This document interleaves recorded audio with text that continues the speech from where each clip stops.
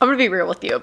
The reason why it's taken me so long to talk about this movie is because I was waiting to give it the best chance possible for me to enjoy it. This movie is slow, dark, and quiet, and I feel like it's best suited to be in an environment that's slow, dark, and quiet. And having a newborn just is not conducive to those conditions. I did manage. I watched this over a span of 2 of her naps during the day. However, that's okay because I live in a cave. Don't let this lighting fool you. I live in a cave. I don't get any sunlight. So I can make my apartment really dark. However, not dark enough apparently. I posted this on my story that I was watching the movie finally, and someone did say, your apartment's not dark enough. I did my best for this movie, okay? I tried really hard to make sure I gave it its best chance, but I just wanted to be upfront with those conditions because there are movies out there that require a certain setting in order to give it a full immersive experience. I hope you still care about my opinion about this movie because no one's talking about it anymore, at least not as much as they were.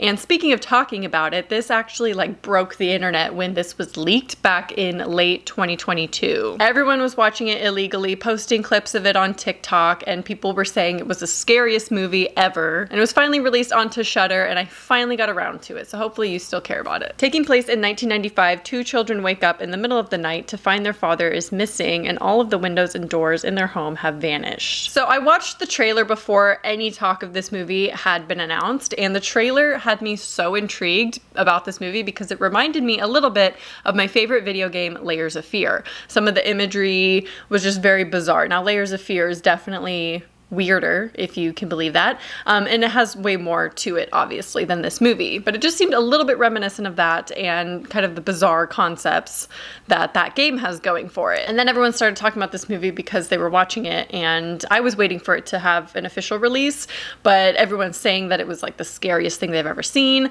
I was really excited about it. But then there were those that said that nothing happens. And so then I started to kind of develop an opinion before I had even seen it that, okay, this is going to be one of those Blair Witch situations. One of those Blair Witch movies where half of people say nothing happens and half of the people say it's super scary because they just have a different expectation maybe, or, everyone interprets movies very differently. So generally, overall, I liked this movie. I did. I thought there was way more going on than people let on. I thought, because I had heard things like, oh, there's just scene after scene of nothing, and you're just long scenes of staring at the floor or a door or, random shots of nothing. And so I was really expecting more of that, but I think there was a lot going on in this movie, despite how subtle or vague it was. And I really liked the artistic nature of this and how original the concept was, and maybe I don't know if you want to say the story, but the way it was executed is super, super original, and I really appreciated that. And although it's a very minimal concept, there is story there, and I think it was pretty effective. And I do have to say, I really appreciated the jump scares.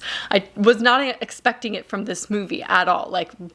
However long it takes for the first jump scare to happen, maybe 20 minutes or so, I was surprised. It got me because I did not think it was that type of movie. So I really did like the jump scares, except for the third one. If it's the famous one. That one didn't get me because I had seen a ton of people talk about it already. But the other 2, definitely, and I really liked them, actually. To me, this movie felt like a slow-paced fever dream. There was just bizarre things happening, and this movie actually has extremely limited dialogue. There's only about 500 words spoken in the entire movie, and even when I hear 500 words, it seems like that's too much for what I watched, because I feel like there was barely anything going on, but I feel like it still told a story, especially with the ending. I thought that the concept of these kids waiting for someone to come, and then there's the lines of why has no one come yet, is just maybe it's because I'm a mom now, but I'm just heartbreaking. It's so I could imagine how scary that would be as a child. And because you are so young, you don't realize how weird that is. So to answer the question, did I find it as scary as people made it out to be? Yes, I did. I did indeed. I thought it was genuinely scary. And again, I watched this during the day in 2 different sessions, and I still found it to be extremely scary. If I had watched this in the theater, definitely would have scared me more, just given the setting. So if you watch this in the right setting, it is scary. But of course, there are people who think that it's not scary enough, or there's not enough going on. Now, I will say that it was only really scary for about 3 scenes, and I don't want to say short-lived, but it didn't maintain that kind of like tension throughout in between each of the scary scenes. Because there are specifically scary scenes, and then there's scenes that are like, you know, filling in the holes or just like jumping around from shot to shot, which I know is not going to be for everyone. The first scary scene to happen was so traumatic. That scene is so horrifying, and my eyes were like glued to the screen, and I was terrified by that scene. Now, I will say the effect going on, again, an artistic choice, but it definitely, like, the effects of the graininess and the darkness really had me going at looking at the screen like this, like trying to see, am I supposed to be seeing something right now? Because every scene, it's like you think you're supposed to see something, but then there's a lot of scenes where there's nothing going on, like you don't see anything. So every scene I'm like trying to catch something in the corners, like, and maybe my apartment wasn't dark enough. Like maybe I missed some things. I don't really know. But eventually it got a little bit tiresome. Like it did get very repetitive for these scenes to just be constantly like, okay, what's going on? Like my eyes hurt, you know, almost get a headache from trying to see everything going on in this movie. But I respect the choice. I think it's a really original artistic decision, and I thought it was effective. Now that being said, I don't think this movie needed to be 1 hour and 40 minutes long. I think even just 1 hour and 20 minutes would have been way more than enough. If anything, this would have been more effective as like a short film, but I understand the reasoning to not shorten it that much, because then it won't count as a movie and probably wouldn't be put on Shudder, and it just wouldn't have the same distribution if it wasn't a film. So I understand the choice to have it be that length, but I don't understand the choice to have it be 1 hour and 40 minutes, because I feel like that's just like 20 minutes of filler shots too long. And if they had condensed it even 10 more minutes, I don't know, I think it would have been better. And you could argue that those scenes were important to build the tension and the suspense, because you're like trying to see what's going to happen next, especially after the first like scary scene. You realize, okay, this movie's pretty dark, not just literally, but also figuratively. So then you're like waiting for things to happen. So you could argue that it builds that tension, but I don't think it's consistent in maintaining that suspense in between those scary scenes, like I said. So I understand people's frustration generally with this movie, of it being a movie with a lot of nothing shots and like nothing happens, and the Blair Witch effect going on with this movie. And I think some people won't understand that. Like, I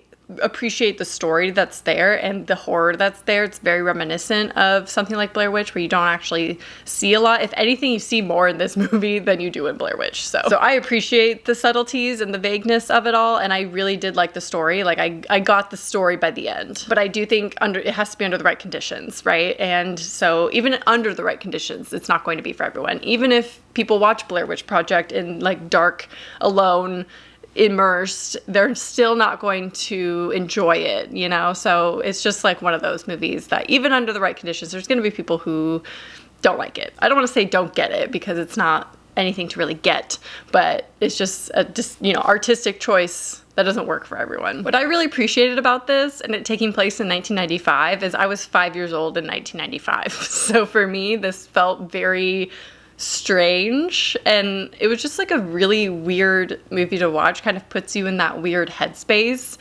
of like, it's just like uncanny stuff a little bit, and like the doors and the windows just disappearing. Like, what is that about? It's kind of horrifying in that sense, and you are wondering, why is this happening? Like, what is the cause of this? And I do think it answers that question in the very, very last scene, but it is kept very, very vague. At least for me, I thought it was very vague and subtle. You tell me, was it obvious? I think by the end it was a little bit obvious. I don't know. I'm sure there's theories out there for different interpretations of what was actually happening in this movie, but either way, I found it to be pretty entertaining, and I thought that it was gonna be way slower than it was, and I would like it a lot less. I was a little bit worried, because sometimes artistic movies are hit and miss, and especially because I've been waiting so long. Like, I've built up this expectation and anticipation waiting for the right environment to watch this movie in, because just doing it on my phone in the middle of the night was just not hitting it. Even though you'd think that would be the time to do it, but it's like while I'm feeding her and we got the white noise machine going on and I can't hear the movie, and I don't have wireless headphones yet. I ordered some so I could watch movies now, but it just wasn't the time. Was not the time. But overall, it's a weird experimental style of film that not everyone is going to enjoy, and not everyone's going to appreciate or care for the decisions and how minimal this movie is. Like, it's a very minimal horror movie, and it does show what you could do with a low budget, but there are people who genuinely hate this movie and don't like the long shots and think it's really boring. So I think for those that it works for, it really works, and those that it doesn't, it just really doesn't. It's like there's no real middle ground, although I kind of feel like I'm in the middle there. It does work for me though, so I'm leaning more towards that side of things. But it's just gonna be one of those weird, experimental, polarizing movies that is a love-hate movie at the end of the day. But I love those kind of movies. Even if I hate them personally, like if a movie comes out like this that I just don't like or don't get, that's fine, because I like the originality. I feel like we need more original films like this, especially low budget experimental styles, because it really can inspire future movies. This almost feels like found footage too, in a way. Anyway, overall, I think it's worth the hype.